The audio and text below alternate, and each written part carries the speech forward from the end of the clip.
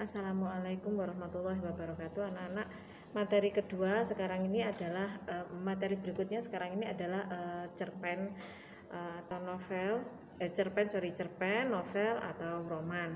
Nah, untuk membedakan itu cerpen, novel dan roman, mari kita melihat yang berikutnya. Nah, pengertian cerpen adalah karangan yang dikisahkan sepenggal kehidupan tokoh yang penuh peristiwa pertikaian yang mengharukan atau menyenangkan. Berikutnya untuk novel, yaitu karya imajinatif yang mengisahkan sisi utuh semua problematik kehidupan seseorang atau beberapa orang tokoh. Roman karya sastra imajinatif yang berisi tentang percintaan atau kasih sayang antar tokoh. Nah, untuk lebih konkretnya perbedaan novel dan cerpen, mari kita lihat. Cerpen adalah alur ceritanya lebih sederhana, sementara novel adalah alur cerita lebih rumit dan panjang. Kemudian tidak ada perubahan nasib di dalam cerpen, sedangkan pada novel itu terdapat perubahan nasib. Yang keempat adalah setting hanya terbatas. Yang nomor 3 tokohnya sedikit, sementara novel itu tokohnya banyak. Untuk setting itu kalau cerpen terbatas karena dia kan lebih pendek ya ceritanya, maka settingnya terbatas. Sementara novel terdapat setting yang sangat luas karena ceritanya panjang. Nomor 5, tema untuk cerpen sederhana.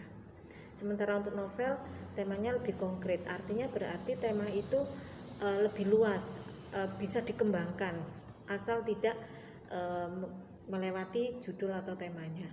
Nomor 6, untuk cerpen hanya sekali baca, untuk sekali duduk habis membacanya.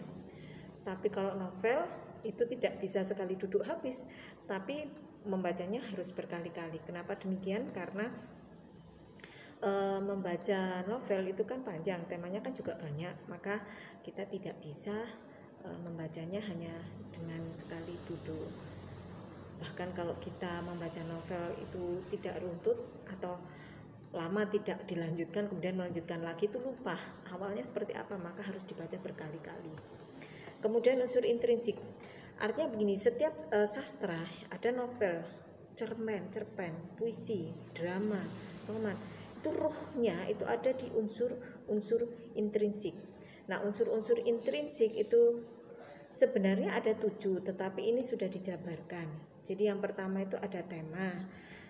Di dalam membuat novel, cerpen, puisi dan sebagainya itu memang harus ada tema atau pokok cerita. Tema itu muncul seperti ide, belum judul ya, jadi tema itu seperti ide. Kemudian nomor 2 itu ada tokoh atau pelaku, tokohnya siapa saja. Nomor 3 ada watak atau penokohan. Watak itu ada protagonis untuk watak yang baik atau orang mengatakan ada lakonnya. Kemudian antagonis itu ada watak jahat atau istilah orang adalah musuhnya. Ada juga tritagonis itu penengah, jadi dia watak penyelesai atau penengah. Kemudian yang keempat adalah amanat. Amanat itu pesan pengarang kepada pembaca. Jadi ketika pembaca membaca sebuah cerpen atau novel atau drama atau puisi atau apa, itu pasti ada pesannya. Nah, pesan itu ketika orang membaca itu dia akan merekam pesan itu pada dirinya sendiri. Oh, ternyata dalam hidup itu tidak boleh begini dan sebagainya. Yang kelima itu adalah setting. Setting itu gambaran. Ada 3 setting, yaitu latar tempat, waktu dan suasana. Kemudian nomor 6 itu plot atau alur.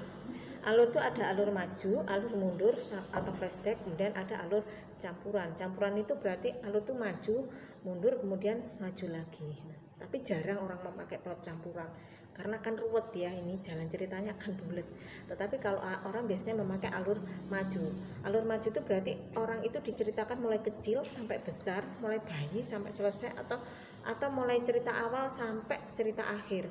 Tetapi kalau alur mundur itu justru malah, misalnya contoh dia menceritakan dia sudah tua, tokoh yang sudah tua menceritakan dulunya.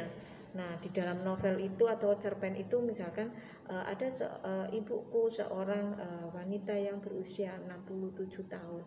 Dia bercerita kepadaku bagaimana kehidupannya pada saat itu. Nah, itu baru mundur, kemudian diceritakan kehidupan ibunya mulai awal sampai akhir, tetapi awalnya adalah ibunya itu adalah sudah tua. Jadi alur mundur.